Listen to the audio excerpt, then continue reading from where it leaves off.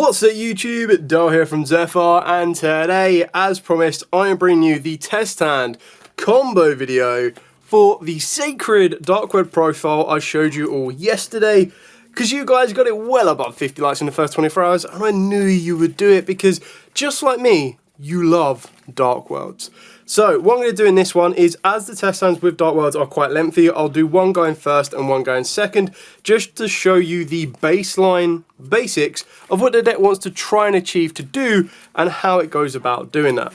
So, with all of that out of the way, after a very decent shuffle and a very decent cut, our starting hand of 5 will be 1, 2, 3, 4, and 5.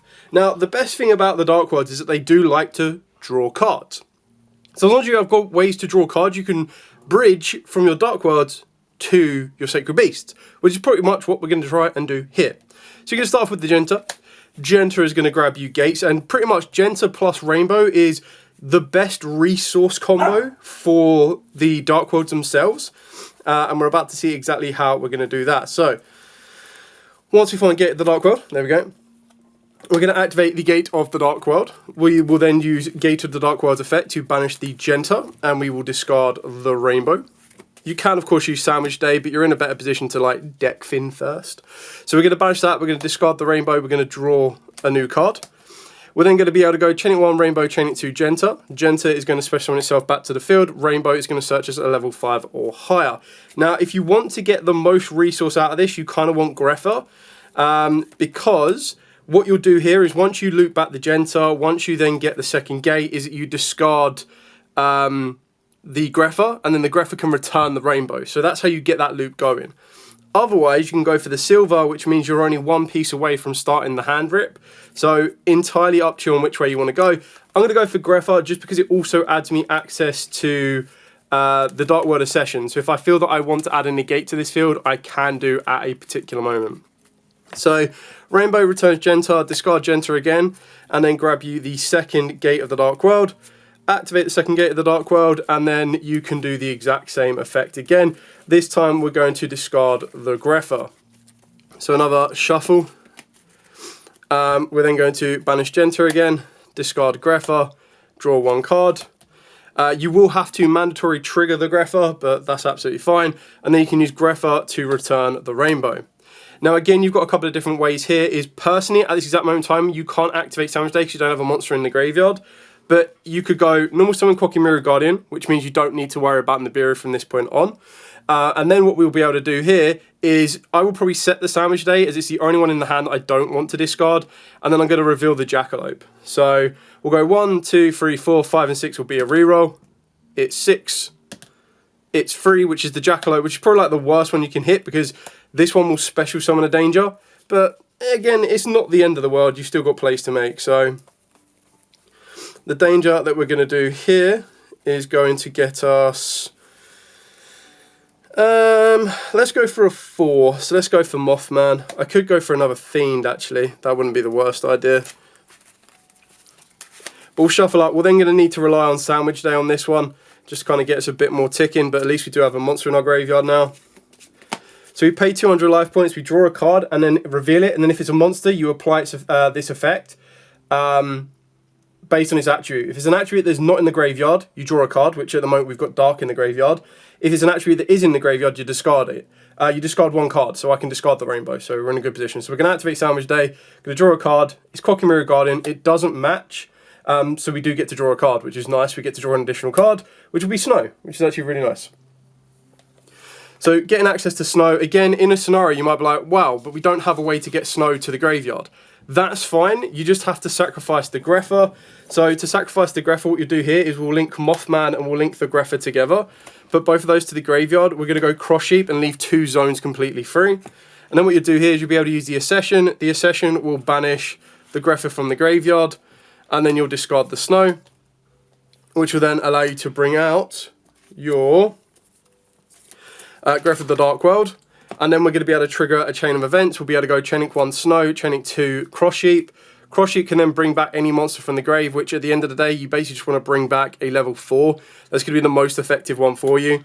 And then Snow is going to allow you to grab a Dark World card, which in this scenario, I'm probably going to go for Cerulli.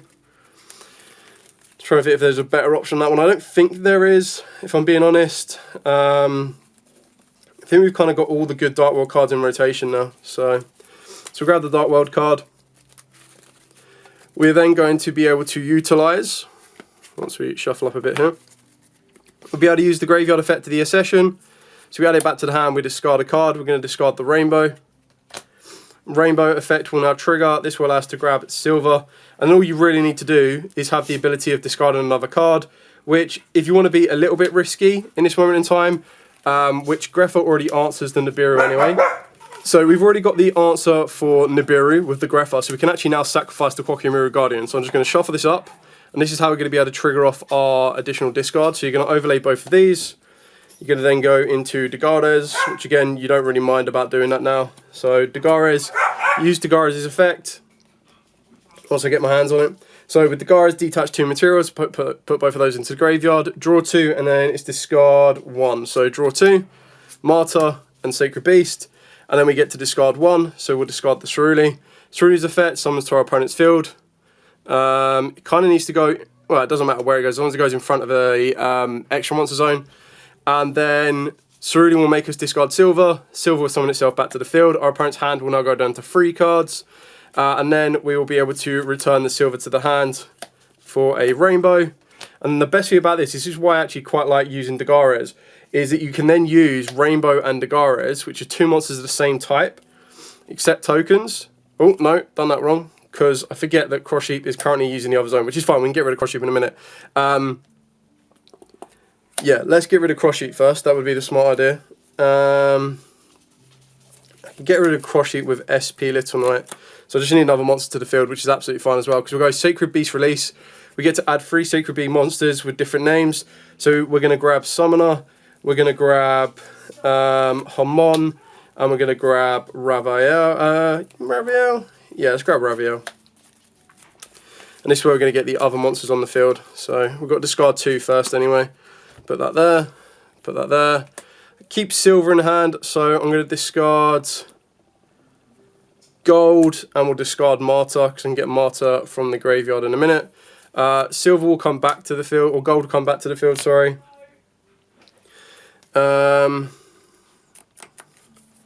actually made it a bit awkward with the Akashic, because I need 2 monsters of the same type, and I don't have another beast. But again, it's not the end of the world, because what you need to do is you'll need to basically side climb. There's no point in going to a Bower Q. I could go into Skuldred, to be honest. Let's just go Skuldred. Doesn't make the biggest issue right now. I actually might just have to leave the Cerulli on my opponent's field, which isn't so bad. So Skuldred will draw me 4 and put me 3 back. So 1, 2, 3, 4. Oh, that's pretty good. Put 3 back. Let's put back Kokimiru Guardian. Let's put back Accession. I don't really need that now. And then let's also put back, I mean, I can get access to Fallen Paradise, so I feel that I can afford to put that back and not really lose anything. Okay, so now we've got like so much more we can trigger. It's great. So we can activate True Tactics Thrust. We'll grab a Talents on this one, and then we'll use Talents to look at our opponent's hand and put 1 card back. So that puts them down to 2, and we've got pretty much all the knowledge, which now makes me feel a little bit better about leaving the Cerulli on the field. That's not as big of an issue. And then we've got plenty of ways to discard, which is really cool. So we're going to reveal the Summoner in the hand, discard a card as effect, and special summon a Sacred Beast monster from our hand in defense position. So we can actually summon either of these 2 if we want to do that. So I kind of want to use their effects first, maybe. But I've already gone through all rainbow targets. I don't think there's any more rainbow targets for me to get from the deck. Greffa would destroy the Cerulli, which again is absolutely fine, because I don't think I'm going to be able to return it to the hand. At least by giving him Cerulli, I don't need to worry about a Lightning Storm, which is quite nice. So I'll tell you what, let's go Raviel, reveal this, grab Uriah, discard a card. We will discard Silver. Silver's effect will summon itself back to the field, and then we will return Silver to the hand for Rainbow. And then we can use Uriah's effect, reveal it, grab us the trap card, discard a card. I'll discard the trap card for now. And then we use Hamon, Hamon grabs us a spell card. We can get the Thunderclap, and then we discard a card. So let's discard Silver. Silver comes back.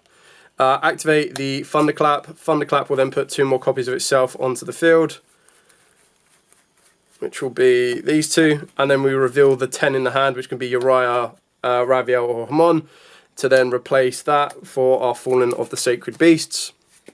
We can't draw until we control a Sacred Beast monster, but that's absolutely fine, because now what we can do is we can send all 3 of the Sacred Beast Thunderclap to the graveyard. We can summon any Sacred Beast monster here. I'm just going to grab a Raviel.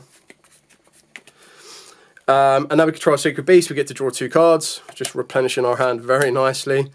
And yeah, now we've got like so much more we can do. So it's all about now just clearing some space off. So if I want to get that Ceruli back to my hand to get the last 2, I have to side climb, and I'm trying to think of the best way of doing that.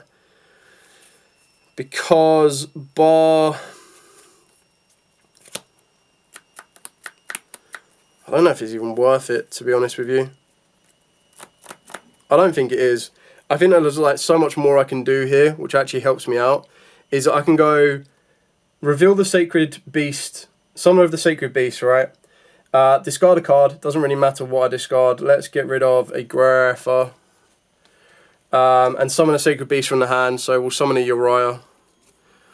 The reason we do that is that Grepher Chain Link 1 destroys the Ceruli. So if I was worried about a Lightning Storm, I'm not worried about that. We overlay both of these and go into a rank 10 of our choosing, which in this scenario, I'm just going to go into Varudras, so I've got the Omni Negate set up. Then we get to return the silver to the hand for our Grepher. There we go. And now all we need to do is get Hamon to the field, which is actually kind of easy to do, because you get Hamon to the field, you can then turn it into a Colossus. So you're like adding a Colossus to the field is nuts. So let's go with Reveal Mothman. Now 2, 4, 6, 7. It's going to be pretty... I've got a D20. So I guess 1 to 14 will do it. 16, classic. 1. Okay, so we hit the summoner, which is fine. Mothman still summons, which is also fine because we draw a card. But then what you do is you use the Fallen Paradise, and you get to use all 3 of this. I should have a Hamon left in the deck, which is basically what I want to do. There we go. So we get the Hamon to the field. Could have got a Martyr, doesn't make any difference really. And then what you can do is you can turn Hamon into Colossus. Now all I need... Oh, I put the wrong one here! No! I needed this card. I needed Uriah. So as a bit of a back step, if I didn't summon the Uriah there and I actually summon the Hamon, now what I also have the ability for is I now have the trap card in the graveyard, banish this, fuse using the hand or field, Hamon, Raviel and Uriah, there we go, all 3 of those, and go into the Chaotic Sacred Beast. Now this is obviously like way overkill, but my opponent draws a turn, right? Unless they draw a Dark Lord no more, which would suck, I have a direct access to... if they activate a monster effect, normal spell, normal trap, I Grepher, ditch in the silver, silver comes back and lets them get rid of the last 2 cards. So it's been completely hand ripped. If, let's say, they don't get hand ripped because they chain a card to it, the card that gets chained gets hit with Varudras, and then any monster gets hit with Sacred Beast. So like I've ticked off and covered every single one of the cards they could possibly have in the hand. So yeah, that was the first test stand. That was going first. You can see how this field can very easily be transversed into a go second aggressor. Like the field is pretty aggressive. However, when you're going second, you have to be a little bit more negative, because like the deck, we've already seen in the first test stand, right? The deck is aggressive enough. The deck will get the job done. But more times than not, if you're going second, you're probably going to face at least 2 interactions. So we'll shuffle this up. We'll go second this time and see if that 6th card makes a difference. Now, one thing that I would mention is that when I go second with this deck, I would definitely be siding in Lava Golem. Like, Lava Golem is so good in this deck. Because, again, you don't need to rely on your normal summon. And even with the Sacred Beast cards, you don't need to rely on your normal summon as well. Yes, Martyr is a nice normal summon, but there are ways you can get to it without using a normal summon. So, going second with 1, 2, 3, 4, 5, 6. It's not bad, actually. It's kind of good. I would like a bit more on my field, but that's not an issue because we're going to activate the Thunderclap. Place 2 Sacred Beast Thunderclaps from the hand deck or grave face onto the field. Then we reveal a level 10 in place, but obviously, annoyingly, we've already opened up. But at least by using the Thunderclap, we deck fin. Whoever it may be. There we go. And then we'll activate the field spell. Now, I would personally not let this field spell resolve, because if this field spell resolves, not only do I get to send these to get me a Sacred Beast monster that's unaffected by my opponent's spells and traps, but I would then also be able to draw 2 cards. So if you're facing this deck, don't let this resolve, because if this resolves, it could be quite painful for you. For the sake of the video, we're going to let it resolve. So we're going to send all 3 of these. We'll get... so you need to get a Sacred Monster from the hand deck or Banishment. So I'm actually going to go for the Summoner of the Sacred Beast, just to show you something a little bit different. Now, I know this isn't a level 10, but the Summoner can actually get access to level 10s. Well, actually, I don't know if I needed Summoner. No, let's just... I don't even know why I was trying to be creative on that one. Screw it. Let's go straight for a 10. Let's go straight into Hamon. So straight away, I've got Hamon, which is going to be 4k Powerhouse, and any card... if a monster is sent to my opponent's graveyard, they burn for 1,000. So we'll shuffle that up. Then we'll use the Fallen Paradise to draw 2, because we've got Troll level 10. So 1, 2. It's pretty perfect, actually. Genta for the field spell, for Gates. And the best thing is, Ravael's a fiend. Woo! So let's grab his Gates. Let's activate Gates. We'll use, because I've got 2 Ravaels, we'll use the Gates, banishing Genta, discarding Ravael, draw a card. There we go. Sandwich Day, nice. Gate will still, Genta will still trigger because this is still technically a Dark World card. Remember that. Then we'll activate Sandwich Day because why not? Draw a card, reveal it. It's dark, it matches, so we have to discard a card. So let's discard Mothman. So then both players draw and discard. Grepher. Grepher's effect destroys one of my opponent's monsters. Return the Genta to the hand. Grepher comes back to the field. Genta for the second gate. Just deck finning now. There we go, second gate. So we haven't used Ravael to get a monster yet. We haven't used Hamon to get a spell yet, which is actually good for us. And we haven't even used our normal summon. So we can play the second gate. We do have Fiends to discard, but there's no point in doing that just yet. Let's go... let's normal summon down Martyr. So on normal special, you place a Sacred Beast field spell. Actually, we can't even do that because we've gone through both of them. Which is fine. But as long as you control another Sacred Beast once, we get to special summon 2 copies of itself, which is exactly what we'll do. So we'll get ourselves 2 copies of Martyr. Wherever it may be. Martyr 2 and Martyr 3. Got to be careful with the amount of Sacred Beast cards I go through now. And then, just trying to think what's worth going for here. There's a couple of cards we can use here. I will reveal Hamon. Hamon will grab us Release, and then we'll discard a card. We'll discard the Hamon, which is fine. Discarding this.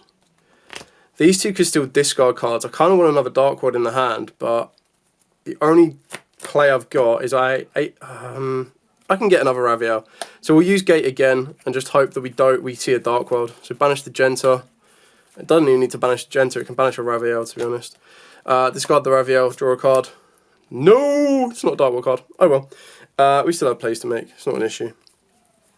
So let's go Release. I didn't want to do this so early, but we'll grab a Ravael, which we haven't used yet. We'll grab a Uriah and we'll grab Creator. There we go, and then we've got discard 2. So we'll discard the second Sacred Beast Release, and I don't need to get a monster, so I could get rid of Ravael here, which is fine because I can summon back from the graveyard, I guess.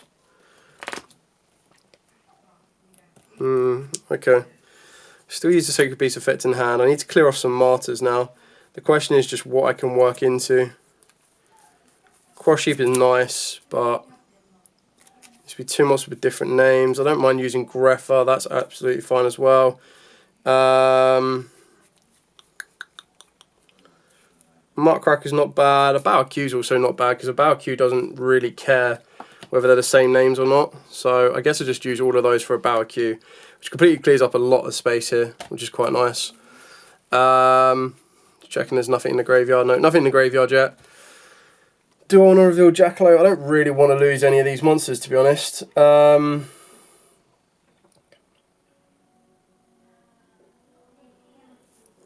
Yeah, I mean, Summoner's only going to get me Uriah, so there's no point in doing that yet. So let's reveal Jackalope. We'll go 1, 2, 3, 4, 5, 6. Kind of want Jackalope to resolve, which will get 4. So 1, 2, 3, 4. So hit Uriah, summon Jackalope. Jackalope draws us a card.